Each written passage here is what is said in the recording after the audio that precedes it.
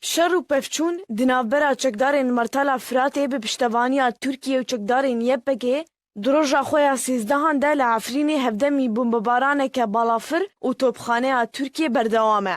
Kod encama wêyekê de bi dehan welatiyên sivîl bûne qurbanî.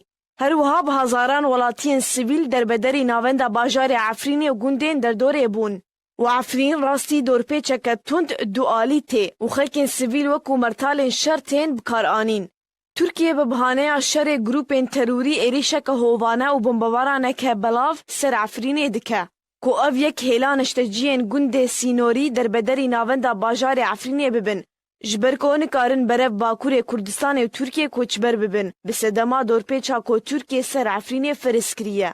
Li aliyekî din û ji bilî dorpêçkirina Efrînê ji derve, dorpêçkirin ser neşteciyên navenda bajarê Efrînê ji aliyê çekdarên PYD ve heye. Korê nadin welatiyan derkevin dervî Efrînê û her kesê derkeve neçare bi milyonên lêreyên Sûriyê bidin.